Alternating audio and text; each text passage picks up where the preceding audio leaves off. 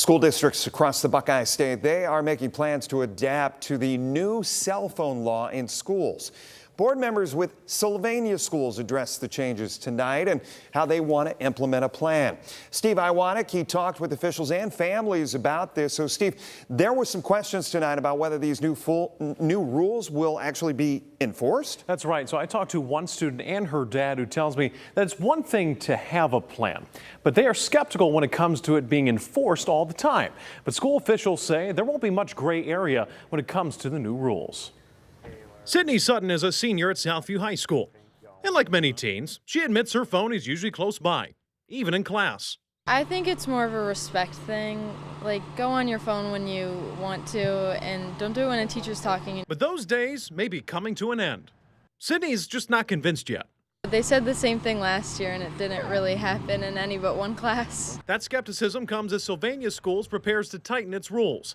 A new Ohio law now requires school districts to ban cell phones during the school day. Superintendent Veronica Motler says restricting phones isn't entirely new for Sylvania, but enforcement is about to get stricter. New policy definitely gives us more structure for using cellular phones with our students, or I should say for our students to use their cell phones during the school day. At Monday night's Board of Education meeting, members discussed the proposed changes. No final vote yet, but here's what's on the table.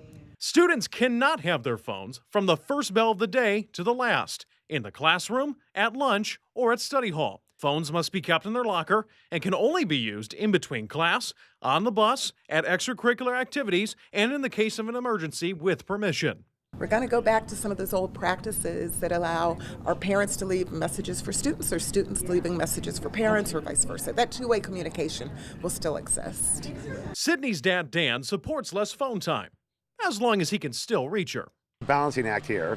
When they're in school here, they need to be focusing on the classroom here. Can't be on their phone all the time. I think it'll be interesting to see how they enforce it. Now, the board also brought up smartwatches, and while no final decision was made, most members agreed that students could wear them as long as they aren't used for texting.